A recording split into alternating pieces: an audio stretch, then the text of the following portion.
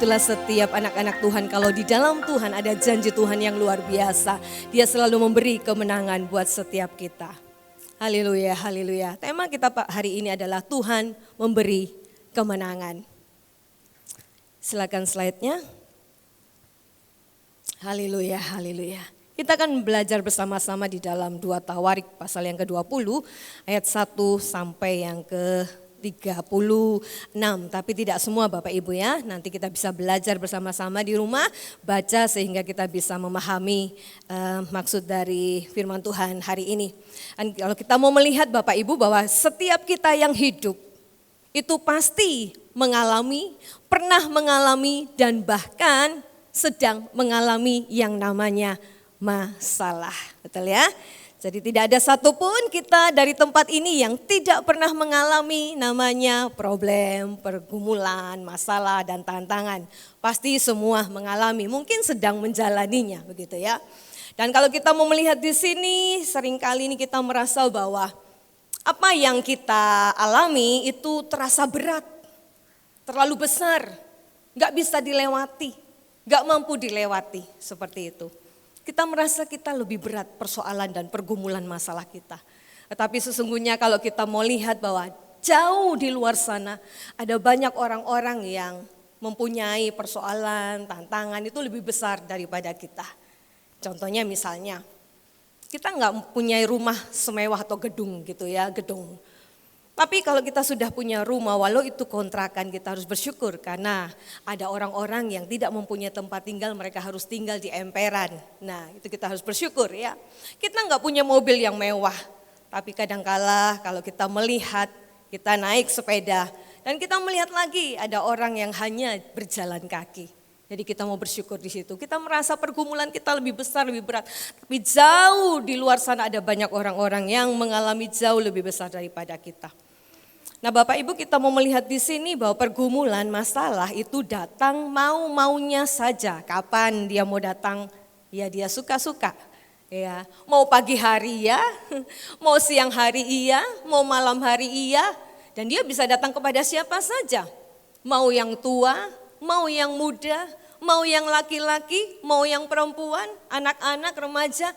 Suka-suka dia datang. Dan tentunya semua itu mempunyai problem masing-masing, tantangannya masing-masing, kapasitasnya masing-masing. Tapi kita mau belajar bahwa di sini bukan masalah itu ya yang harus kita atasi, tapi bagaimana sikap dan respon kita ketika kita harus menghadapi ujian, ketika kita harus menghadapi tantangan, ketika kita harus menghadapi yang namanya pergumulan, ketika kita harus menghadapi yang namanya beban berat. Yang perlu kita ketahui di sini supaya kita bisa menjadi pemenang, supaya kita bisa keluar mengatasi masalah itu adalah tergantung dari sikap dan respon kita bagaimana kita menghadapinya. Malam hari ini kita mau belajar yuk sama-sama, kita mau melihat di sini. Yuk kita mau baca 2 Tawarik pasal yang ke-20 ayat 1 sampai yang ke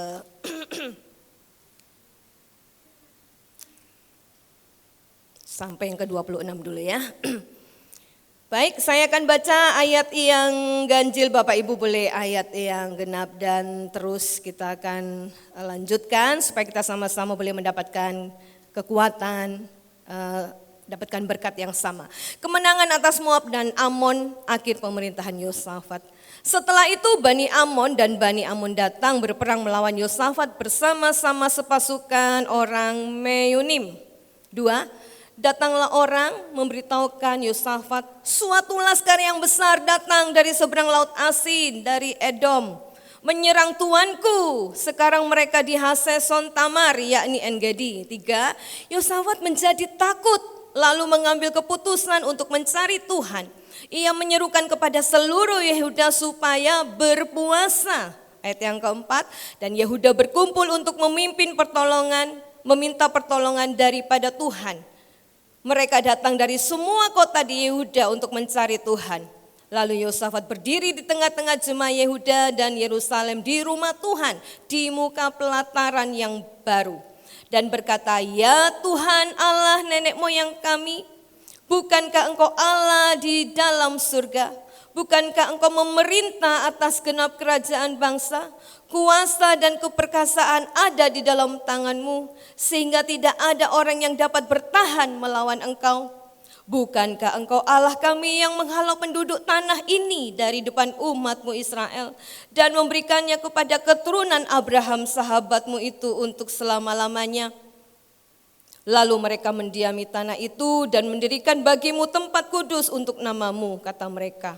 Bila sesuatu malapetaka menimpa kami, yakni pedang, penghukuman, penyakit, sampar atau kelaparan, kami akan berdiri di muka rumah ini di hadapanmu karena namamu tinggal di dalam rumah ini. Dan kami akan berseru kepadamu di dalam kesesakan kami sampai engkau mendengar dan menyelamatkan kami. 10. Sekarang lihatlah Bani Amon dan orang Moab dan orang-orang dari pegunungan Seir ini. Ketika orang Israel datang dari tanah Mesir, engkau melarang mereka memasuki negerinya. Oleh sebab itu mereka menjauhinya dan tidak memusnahkannya. Lihatlah, sebagai pembalasan mereka datang mengusir kami dari tanah milik yang telah engkau wariskan kepada kami. Ya Allah kami, tidaklah engkau akan menghukum mereka karena kami tidak mempunyai kekuatan untuk menghadapi laskar yang besar ini yang datang menyerang kami. Kami tidak tahu apa yang harus kami lakukan, tetapi mata kami tertuju kepadamu. Sampai di situ dulu. Puji nama Tuhan. Kita lihat di sini bahwa 2 Tawarik ini ditulis oleh Ezra gitu ya, seorang imam dan ahli sejarah. Dan isinya berupa catatan sejarah yang meliputi periode dari setiap raja-raja Israel, beserta dengan perilaku mereka baik dan buruknya, dan perbuatan mereka yang mempengaruhi keturunan-keturunan umat Israel. Di pasal 20 ini bercerita tentang peperangan yang terjadi di masa pemerintahan Raja Yosafat yang saat itu memerintah di kerajaan Yehuda. Nah, untuk peperangan ini sebenarnya di dalam budaya itu sudah biasa terjadi. Jadi sebenarnya peperangan itu sudah bukan makanan yang baru, tapi sudah lama dan itu sering terjadi begitu ya. Tapi ada keanehan di sini terjadi apa? Yaitu ketika Yosafat ini mendengar ada sekumpulan bangsa-bangsa 3 tadi ya, berkelompok datang untuk menyerang. Ada ancaman untuk negerinya, ada ancaman untuk bangsanya. Dan itu membuat dia merasa takut. Nah, bangsa Amon, Moab ini ternyata dan Meunim ini masih keturunan yaitu sedarah. Mereka adalah keturunan Lot. Kalau kita baca di Kejadian 19 ayat yang ke-36 sampai yang ke-38. Bisa ditampilkan? Ya, Kejadian 19 ayat 36 dan 38.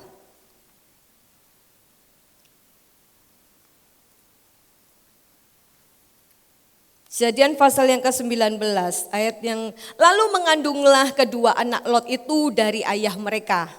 Lanjut, yang lebih tua melahirkan seorang anak laki-laki dan menamainya Moab. Dialah bapa orang Moab yang sekarang. Lanjut, yang lebih muda pun melahirkan seorang anak laki-laki dan menamainya Ben-Ami. Dialah bapa Bani Amon yang sekarang. Jadi Amon dan Moab ini adalah keturunan dari Lot. Yang sama-sama mereka juga keturunan dari Abraham. Jadi sebenarnya masih ada hubungan darah gitu ya dengan Yehuda, dengan Israel. Nah, tapi kita mau melihat di sini bahwa mereka ini hidupnya selalu menciptakan permusuhan. Tidak puas dengan apa yang ada pada mereka. Jadi mereka mau mencari perluasan daerah. Mereka rebut kerajaan-kerajaan untuk keuntungan-keuntungan mereka. Ini gambaran saat ini kalau kita lihat Bapak Ibu ya, bahwa walaupun ada hubungan darah, walaupun bersaudara satu dengan yang lain, belum tentu bisa hidup rukun. Nah, apalagi kalau bicara masalah harta, apalagi kalau bicara masalah warisan, apalagi kalau bicara masalah kedudukan gitu. Akan sangat mudah untuk mereka saling menyakiti, menyikut, bahkan mungkin ada kejadian yang lebih membahayakan lagi, yaitu apa? Membunuh satu sama lain. Terjadi bukan kalau kita melihat di televisi, mendengar berita-berita, ada bapak bunuh anak, ada anak bunuh ibu dan sebagainya, kakak bunuh adik, adik bunuh kakak dan sebagainya. Kenapa? Karena perebutan warisan, harta, kedudukan, posisi seperti itu. Ini terjadi jauh sebelum Masehi sudah pernah terjadi keadaan seperti ini. Dan sekarang kalau kita lihat itu bukan hal yang baru. Saudara bersaudara bisa saling membunuh, saudara bersaudara bisa saling menyikut, saudara bersaudara bisa saling menjatuhkan. Nah disinilah peran orang tua. Seperti yang sudah pernah juga disampaikan ya oleh hamba-hamba Tuhan di tempat ini, pelayan-pelayan di tempat ini.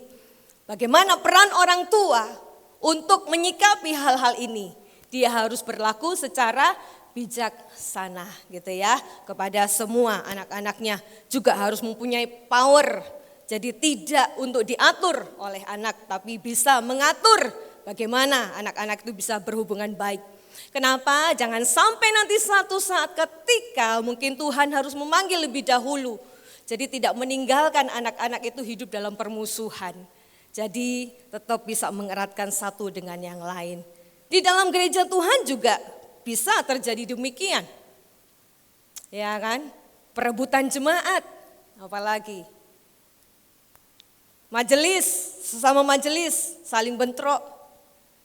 Pernah satu saat kalau kita lihat ada di tayangan YouTube begitu ya, satu sudah maju di depan mimbar, datang lagi yang satu, akhirnya berebut mimbar, akhirnya dorong-dorongan dan akhirnya apa? Melakukan kekerasan, saling pukul-pukulan di situ dan ibadah itu tidak berjalan ya. Nah kita melihat karena apa? Haus akan kekuasaan, ingin menjatuhkan satu sama lain. Dan inilah yang disukai oleh iblis. Kenapa? Karena iblis itu datang untuk membunuh, mencuri, dan membinasakan. Dia mau menghancurkan hubungan anak-anak Tuhan supaya tidak harmonis dalam rumah tangga. Suami istri bertengkar, ya, anak-anak bertengkar, mertua mantu tidak mempunyai hubungan yang baik, gembala dengan jemaat dikacau balokan gitu. Sehingga terjadi perpecahan. Dan inilah kesukaannya dia. Untuk menghancurkan setiap anak-anak Tuhan. Bahkan sekarang kalau kita melihat ya TikTok atau apapun itu ya yang ada di media medsos gitu, banyak sekarang berdialog tentang kekristenan gitu ya. Ternyata dari situ banyak anak-anak yang sekarang menggemarinya. Ketika iman mereka tidak kuat, maka mereka mulai memakai logika mereka. Masa Yesus itu Tuhan? Tuhan kok mati? Ya, kalau dia Tuhan kok dia manggil Allah. Nah, itu diputar balikkan. Sehingga ketika anak-anak muda yang belajar atau mendengar itu imannya mulai goyah.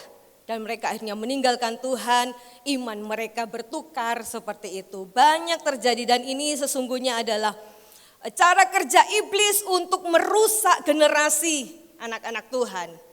Keluarga, rumah tangga, jemaat dan sebagainya. Kita perlu paham di sini ya.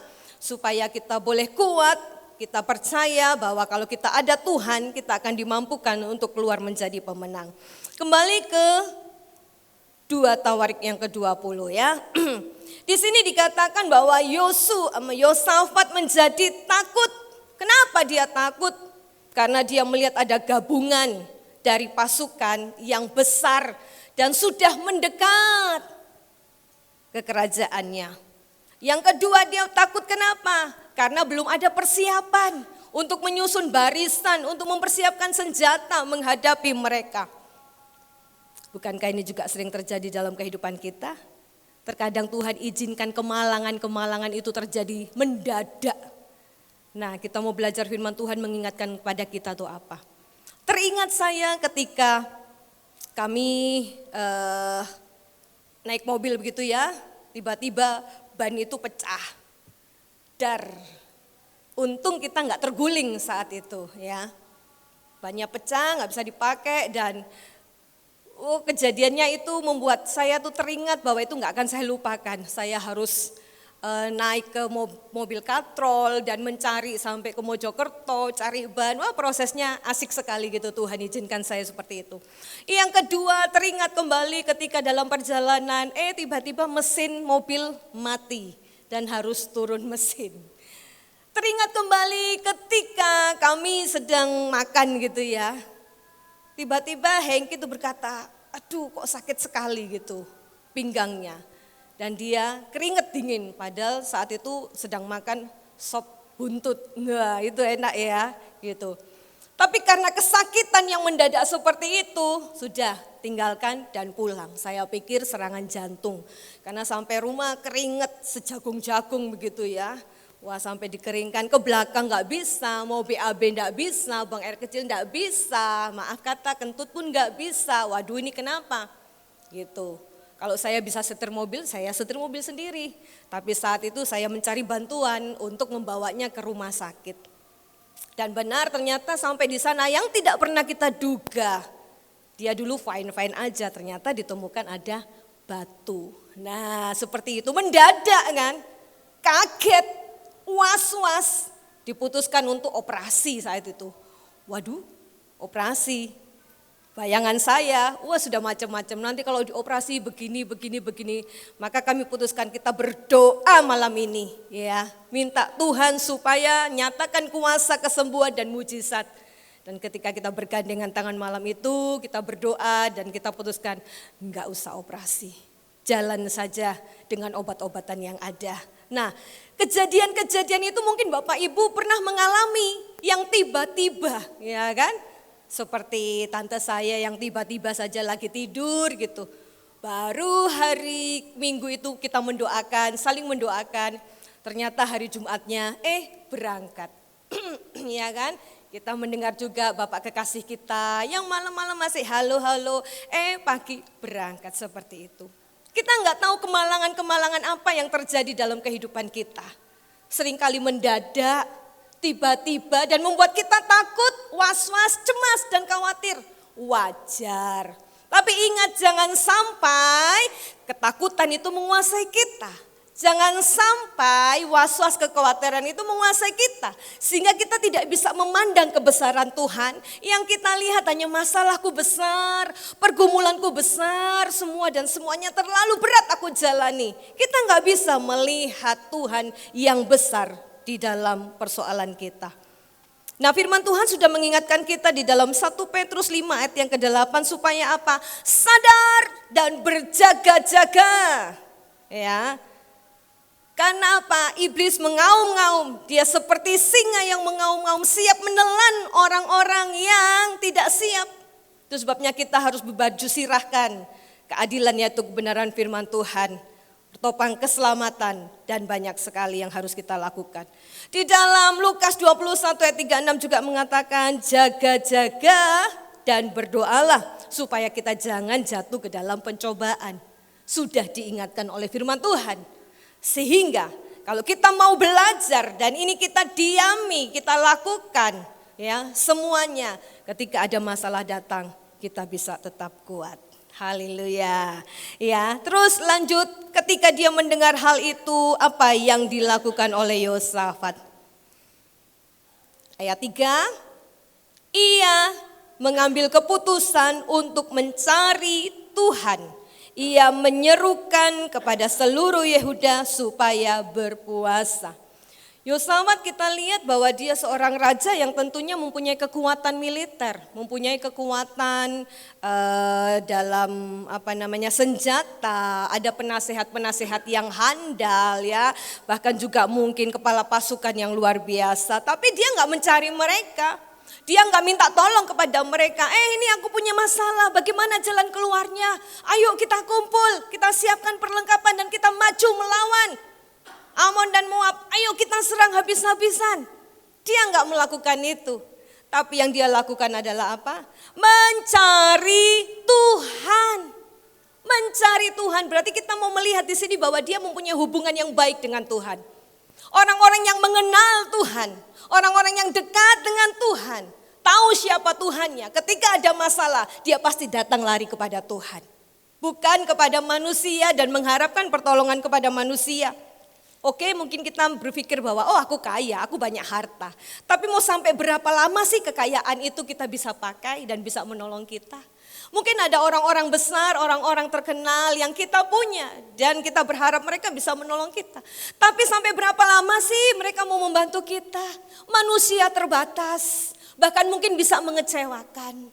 Janji tinggal janji, tapi terkadang tidak ditepati. Nah, tapi beda dengan Tuhan. Ketika kita datang mencari Tuhan, sumber dari segalanya, Dia tidak pernah mengecewakan. Dia selalu tepat pada waktunya.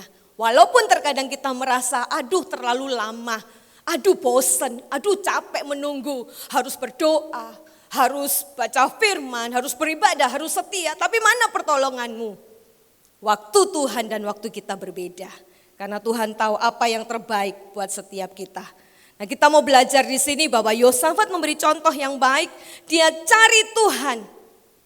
Bukan cari kekuatan, bukan mengandalkan hartanya, bukan mengandalkan pasukannya, bukan mengandalkan penasehat-penasehatnya, tapi dia datang kepada sumber, yaitu kepada Tuhan. Yeremia 17 ayat 7 mengatakan apa? Diberkatilah orang yang mengandalkan Tuhan, yang menaruh harapnya kepada Tuhan. Haleluya. Jadi kita lihat di sini bahwa ketika orang itu mencari Tuhan, pasti dia sudah tahu dan dia kenal bahwa hanya Tuhan yang sanggup untuk menolongnya. Tapi buat orang-orang yang hanya suam-suam kuku, buat orang yang hanya sebentar semangat, sebentar loyo, sebentar maju, sebentar mundur seperti kapal selam, muncul tenggelam. Ketika dia menghadapi namanya tadi kemalangan demi kemalangan, ya, dia pasti tidak mencari Tuhan lebih dahulu. Dan yang dia alami adalah rasa stres, putus asa, hilang harapan, dan akhirnya bunuh diri. Banyak terjadi demikian. Itu sebabnya pengenalan kita harus benar kepada Tuhan. Supaya ketika kita menghadapi yang namanya kemalangan itu secara tiba-tiba, kita tahu harus kemana kita lari. Kita tahu harus kemana kita pergi. Kita tahu kemana harus kita tuju. Yaitu tentunya kepada Tuhan. Haleluya, ya. Dan kita mau melihat di sini apa yang dia lakukan setelah dia mencari Tuhan. Dia nggak mencari sendiri, tapi dia mengajak, dikatakan, ya. Dan Yehuda berkumpul untuk meminta pertolongan pada Tuhan dan mengumpulkan semua rakyat untuk berseru di rumah Tuhan, datang ke rumah Tuhan untuk bersama-sama bersatu, sama-sama saling menguatkan satu dengan yang lain.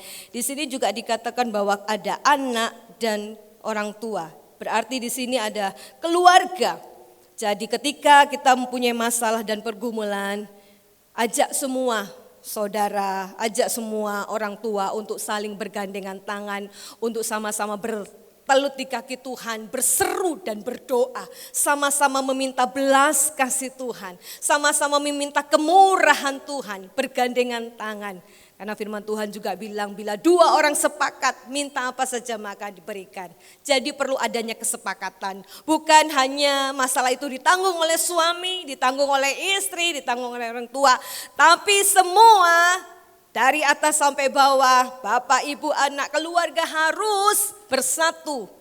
Mengajak kesatuan bahwa dalam kesatuan itu ada kekuatan, di dalam kesatuan itu ada berkat.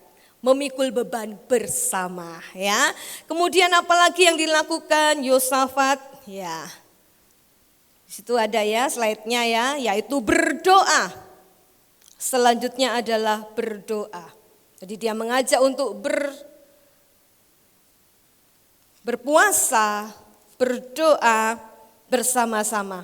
Nah, kita melihat di sini 2 Tawarik 7 ayat yang ke-14.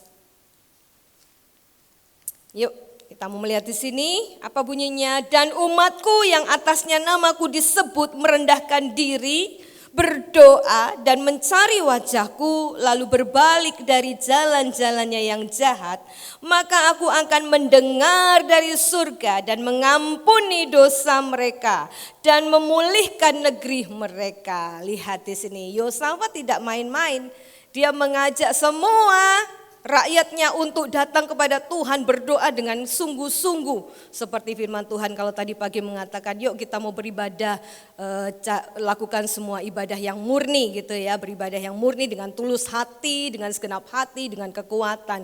Jadi gak main-main. Ketika mereka berdoa dengan sungguh-sungguh, di sini kita melihat bahwa Tuhan turut campur tangan di situ. Tuhan mendengar. Di sini juga ada pengakuan kebesaran kedaulatan Tuhan, ayat yang kelima. Lalu Yosafat berdiri di tengah-tengah jemaat Yehuda dan Yerusalem di rumah Tuhan di muka pelataran yang baru dan berkata, "Ya Tuhan Allah nenek moyang kami, bukankah Engkau Allah di dalam surga?" Ada peninggian nama Tuhan. Ketika kita berdoa, yang kita datangi, kita bercakap-cakap itu adalah Tuhan semesta alam, pencipta segalanya. Bertandakan apa? Bahwa kita butuh Tuhan. Bertandakan apa? Bahwa kita enggak mampu menjalani kehidupan kita sendiri. Bertanda apa? Bahwa kita ini kalau tanpa Tuhan enggak bisa buat apa-apa. Jadi kita perlu datang, mengakui kebesaran Tuhan, bahwa Engkaulah pencipta hidupku, bahwa Engkaulah yang berdaulat, memiliki segalanya. Senangkan Tuhan dengan puji-pujianmu. Senangkan Tuhan dengan segala hal yang bisa kau lakukan ya. Sehingga ketika kita mengakui kebesaran Tuhan, kedaulatan Tuhan, meninggikan panji-panji Tuhan, kita mau melihat ada jawaban doa. Ayat yang ke-14, 2 Tawarik 20 ayat yang ke-14 sampai 17 berkata apa? Lalu Yahasiel bin Sakaria bin Benaya bin Matayas, seorang Lewi dari Bani Asaf, dihinggapi roh Tuhan di tengah-tengah jemaat dan berseru, "Camkanlah hai seluruh Yehuda dan penduduk Yerusalem dan tuanku Raja Yosafat.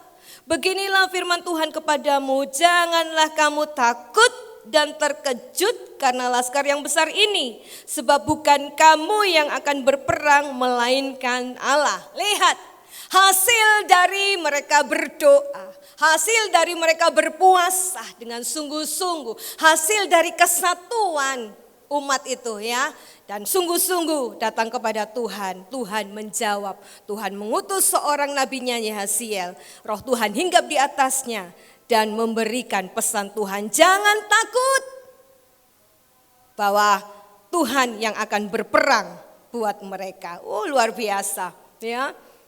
Dikatakan juga ayat yang ke-17, dalam peperangan ini tidak usah kamu bertempur. Woi, enak sekali ya. Padahal ini lagi berperang, sudah diam saja, enggak usah. Mana ada seperti itu ya. Tapi di sini Tuhan mengatakan demikian. Dalam peperangan ini tidak usah kamu bertempur, hai Yehuda dan Yerusalem. Tinggallah berdiri di tempatmu dan lihatlah bagaimana Tuhan memberikan kemenangan kepadamu. Sekali lagi dikatakan, janganlah kamu takut dan terkejut, majulah besok menghadapi mereka.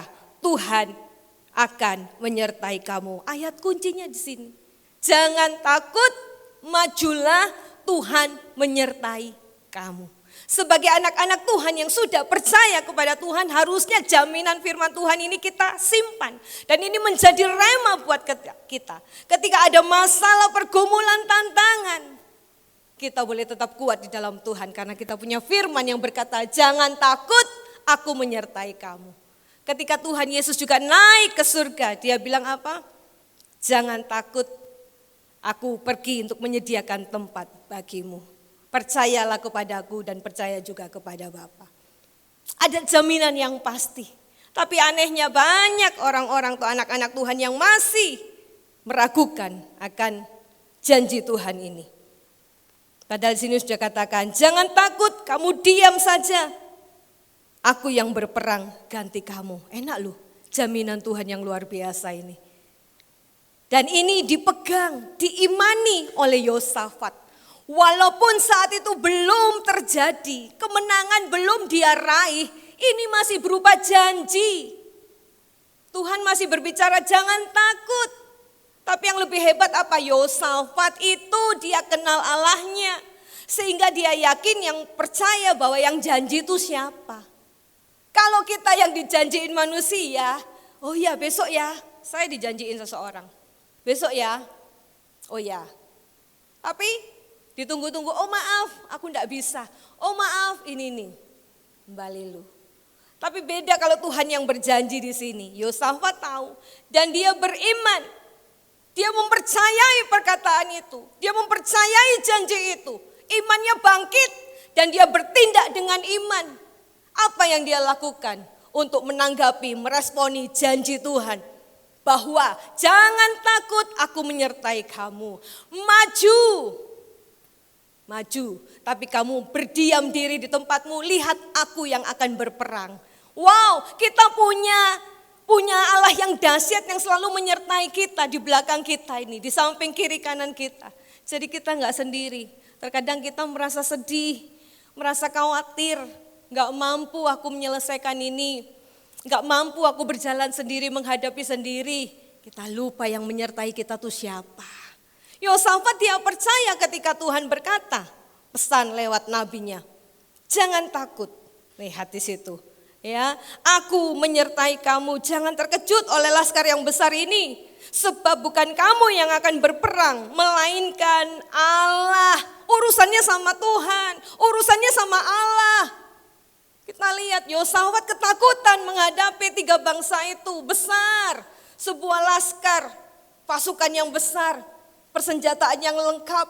Sebagai seorang raja dia ketakutan. Kalau seorang raja aja ketakutan, bagaimana rakyatnya?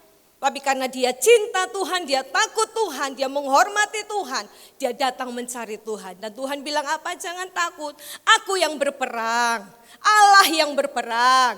Demikian juga dengan kita Bapak Ibu, orang-orang yang sudah diselamatkan Tuhan, yang sudah ada dalam perkumpulan anak-anak Tuhan. Ayo, masalah mau datang kapan saja silakan. Tapi ingat di sini kita punya Tuhan yang besar yang menyertai kita.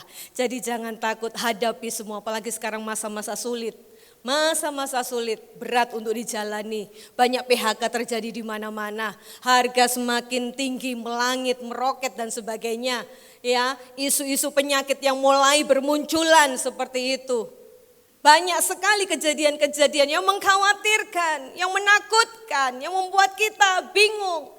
Tapi ingat kalau kita punya firman Tuhan, Allah bersama kita di dalam Roma 8 ayat 31.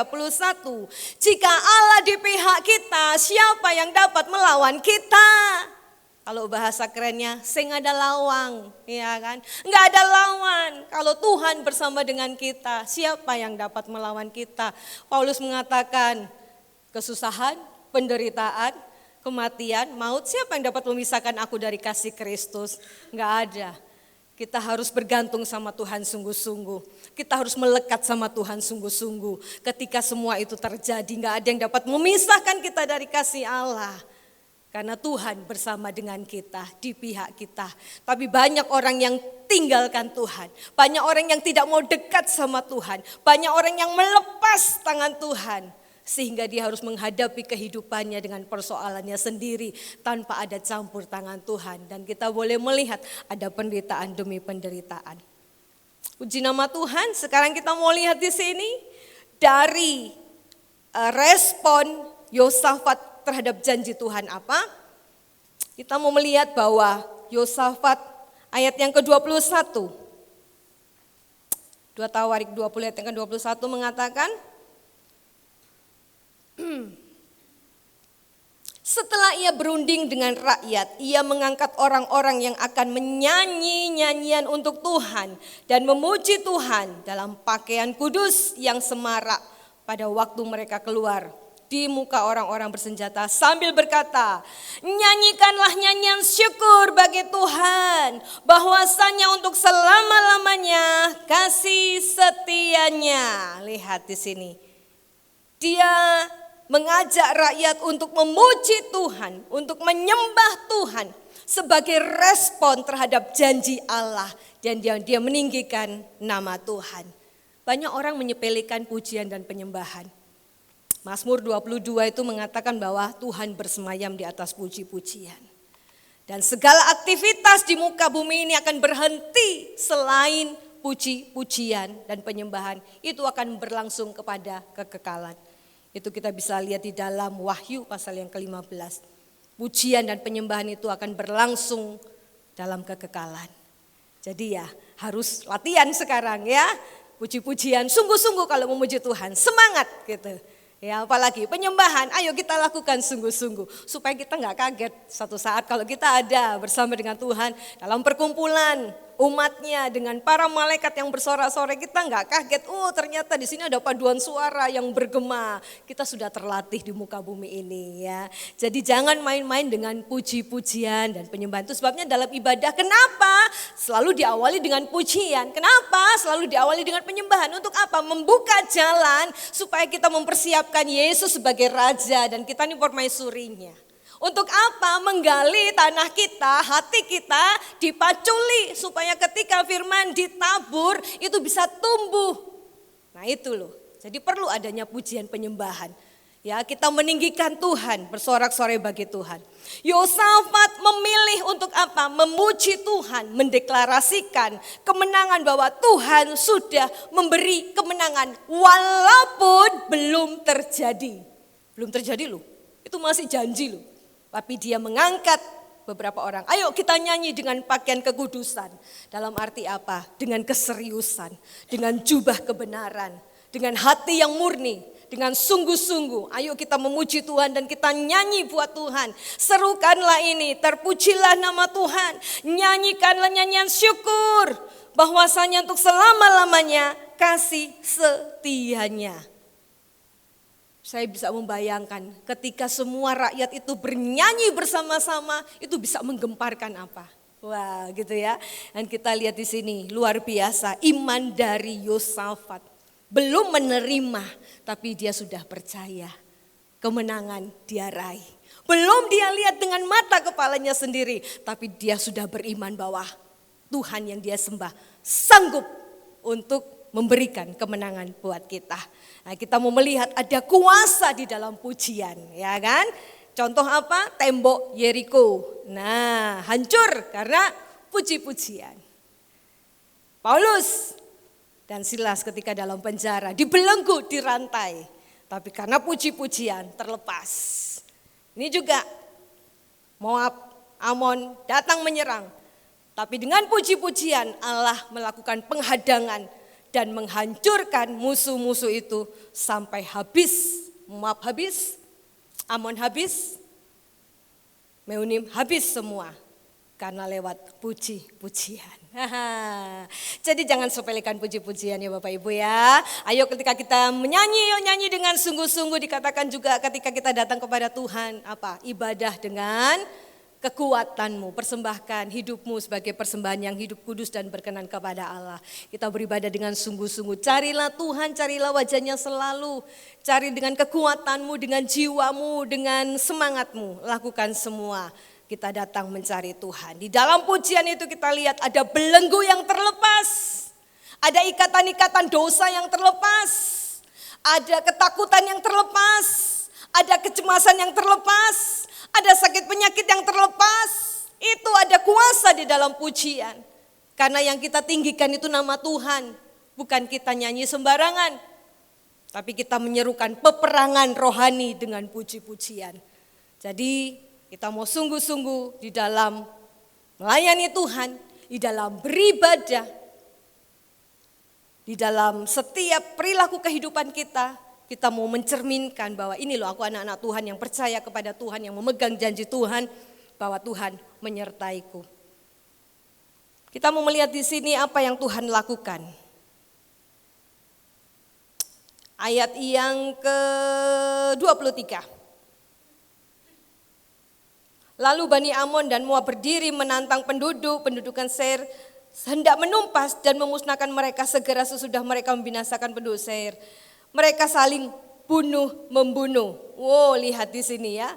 Mereka ini menghadang, menyerang, tapi ternyata yang mereka lawan itu bukan dari tentara-tentara Yehuda, Israel itu ya. Tapi ternyata mereka saling membunuh satu sama lain. Enggak kenal siapa lawan, enggak kenal siapa teman gitu. Akhirnya saling membunuh.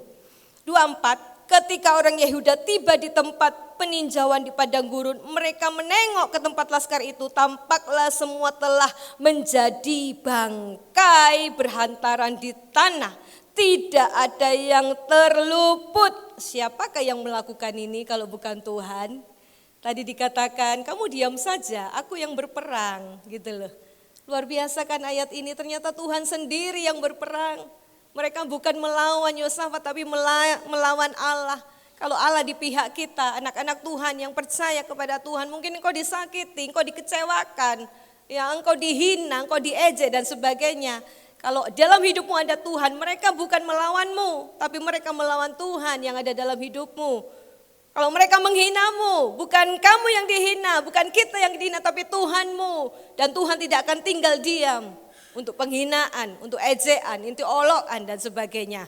Kita melihat di sini, mereka itu berperang melawan Allah sendiri dan dihabisi buat orang-orang yang menentang Allah. Dihabisi buat orang-orang yang melawan Allah. Dihabisi buat orang-orang yang menyakiti umat Tuhan. Lawannya itu Allah, pencipta segalanya. Ya, dikatakan tidak ada yang terluput. Ayat yang ke-25, lalu Yosafat dan orang-orangnya turun untuk menjara barang-barang mereka. Mereka menemukan banyak ternak, banyak harta milik, pakaian dan barang-barang berharga yang mereka rampas. Lebih banyak dari apa yang mereka bawa. Dikatakan 3 hari lamanya mereka menjara barang-barang itu karena begitu banyaknya. Tuhan bukan aja memberikan kemenangan, tapi ada berkat-berkat yang melimpah di sini. Ketika orang hidupnya mengandalkan Tuhan, ketika orang yang hidupnya mencari Tuhan, ketika orang yang hidupnya mau dekat sama Tuhan, berdoa, mencari wajahnya, sungguh-sungguh berpuasa, sungguh-sungguh menjerit kepada Tuhan dan pegang janji Tuhan. Dikatakan di sini Tuhan itu akan berperkara, Tuhan yang berperang. Dan bukan aja Tuhan memberikan kemenangan, tapi Tuhan juga memberikan berkat-berkatnya yang berlimpah. Lihat ini, mereka menjarah itu sehari gak cukup. Sudah dijarah nih barang-barang. Wah, seperti kalau yang terjadi di Amerika gitu ya, ada demo, semua barang-barang diambil, mal-mal hancur semua, wah banyak sekali barang-barang diambil. Ini sehari gak cukup. Berarti bisa dibayangkan berapa banyaknya harta orang-orang itu. Berapa banyaknya pakaian mereka, dikatakan emas, persenjataan, logistik. Jadi rupa-rupanya mereka itu berperang itu membutuhkan waktu yang lama gitu ya. Jadi mungkin bisa mereka bawa untuk sebulan persiapan atau setahun gitu. Bawa logistik, bawa emas-emasan, bawa pakaian dan sebagainya. Ternyata itu disiapkan untuk orang-orang Yehuda. Untuk siapa namanya, Yosafat. Kita juga Bapak Ibu, Tuhan tuh sudah menyediakan yang luar biasa di depan kita. Walaupun mungkin lewat prosesnya tuh banyak sekali kesulitan dan tantangan. Dan diperlukan iman yang sungguh-sungguh, diperlukan kesungguhan hati dalam mencari Tuhan. Dibutuhkan effort yang luar biasa kepada Tuhan. Tuhan tuh sudah menyediakan, bukan aja kemenangan tapi ada berkat-berkat yang mereka gak duga. Tapi itu mereka dapatkan, walaupun itu sepertinya jarahan ya. Tapi memang itu berkat yang sudah disiapkan Tuhan untuk ya ayo ini ambil sudah ini bagianmu. Sebagaimana mereka keluar dari Mesir saat itu, ya mereka membawa apa barang-barang dari Mesir kan keluar untuk ke Kanaan. Tuhan sudah siapkan semua dengan cara-cara Tuhan yang tak terduga. Demikian juga dengan kita Bapak Ibu, seringkali kita nggak tahu Tuhan, ini loh dikatakan tadi, aku nggak tahu bagaimana Tuhan, bagaimana menghadapinya, aku nggak tahu Tuhan, aku nggak punya cara Tuhan, hopeless Tuhan dan sebagainya. Dengar firman Tuhan, jangan takut, jangan terkejut, aku akan berperang, aku akan menyertai, aku akan menguatkan, menopang dan sebagainya. Janji-janji Tuhan itu harus kita miliki. Dari mana kita bisa memiliki janji Tuhan? Yaitu lewat firman, rema firman Tuhan. Dikatakan iman timbul dari pendengaran dan pendengaran akan firman Tuhan. Nah kalau kita nggak punya firman, kita nggak akan kuat, kita nggak pegang janji Tuhan, nggak menjadi rema. Itu sebabnya banyak yang stres, banyak yang akhirnya lupa siapa suami, lupa siapa istri, lupa siapa anak. Linglung sudah seperti itu. Dan akhir-akhirnya bunuh diri, bahaya seperti itu ya. Tapi di sini kita lihat Tuhan sudah menyediakan berkat yang luar biasa. Sampai tak terkira begitu banyaknya ya.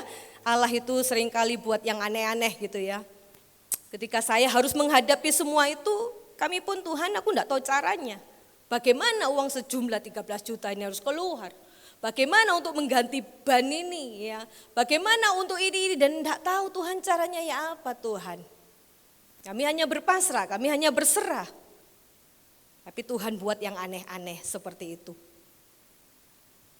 Ya banyak cara Tuhan yang tak terduga. Banyak cara Tuhan yang membuat ternyata benar kita ada dalam pemeliharaan Tuhan. Kalau sampai hari ini kita bisa berdiri melewati hari demi hari. Melewati persoalan demi persoalan. Bukan karena kita punya, bukan karena kita kaya. Bukan karena kita punya orang-orang yang dekat sama kita. Yang mereka punya kedudukan, enggak. Tapi semua karena Tuhan. Kalau kita bisa melewati. Saya membayangkan, saya punya cicilan. Saya membayangkan Tuhan, cek lama kurang setahun naik ya. Padahal udah 3 tahun berjalan gitu ya. Duh kurang setahun aja kok rasanya berat gitu ya. Berat karena kesusahan demi kesusahan berbeda ya. Karena dulu suami bisa 3 pekerjaan dan penghasilannya banyak. Tapi sekarang 1 dan 1 ini enggak cukup gitu. Duh gimana ini menghadapi gini. Tuhan aku enggak tahu caranya bagaimana nih Tuhan. Tapi Tuhan ingatkan kembali 3 tahun lalu bukankah aku menyertai kamu dan bisa. Masakan kurang setahun aja enggak bisa gitu. Ya bisa Tuhan, tapi bulan demi bulan itu bagaimana caranya supaya ini bisa mencukupkan ini. Banyak sekali begitu ya. Ya berjalan sih, caranya Tuhan sendiri itu menunjukkan bahwa Tuhan itu kuasa. Tuhan tahu apa yang terbaik dan Tuhan tidak mempermalukan anak-anaknya. Ada cara Tuhan banyak untuk menolong. Kita juga malam hari ini mungkin datang dengan pergumulan persoalan yang rasanya aku enggak tahu harus bagaimana jalan keluarnya. Aku enggak punya jalan, aku enggak punya cara. Aku enggak sanggup, aku enggak mampu. Ayo firman Tuhan malam hari ini, cari Tuhan. Berdoa, puasa, naikkan puji-pujian, tinggikan namanya, beribadah dengan sungguhan hati. Cari Tuhan dengan kesungguhan hati dan pegang terus janjinya. Jangan sampai janji Tuhan itu luput dari kita atau kita lepaskan, jangan. Tapi kita mau tetap teguh berdiri, pegang pada janji-janjinya. Buat perenungan kita malam hari ini. Bagaimana respon dan reaksi kita ketika kita sedang menghadapi masalah Bapak Ibu. Kita stres, kita takut, kita khawatir, boleh itu datang. Tapi jangan itu menguasai hidup kita sehingga kita gak bisa melihat kebesaran Tuhan. Sehingga kita nggak bisa melihat kedahsyatan Tuhan. Bisa aja itu terjadi, ya. Tapi jangan lupa, kita punya Tuhan yang besar. Yang kedua, renungkan. Siapa yang kita harapkan dan kita andalkan ketika kita harus menghadapi kemalangan demi kemalangan itu yang tiba-tiba saja terjadi di depan kita. Lanjutnya, renungan buat kita. Tindakan apa yang bisa kita lakukan? Kita mencari Tuhan? Atau mencari pertolongan orang lain, atau memotong kompas jalan Tuhan dan sebagainya. Dan yang terakhir, masih percayakah bahwa kita punya Tuhan yang besar? Masih percayakah kita punya Tuhan yang besar? Dan satu pujian kan mengatakan, selama ku menyembahmu, ku percaya bahwa mujizat pasti terjadi. Selama kau besertaku, ku melihat ada mujizat setiap hari. Ingat janji Tuhan. Responi janji Tuhan itu walaupun kita belum melihat. Walaupun belum nyata, walaupun belum ada, pegang janji Tuhan. Bahwa Dia tidak meninggalkan kita, Dia menyertai kita. Jangan takut, aku menyertai kamu. Amin untuk firman Tuhan.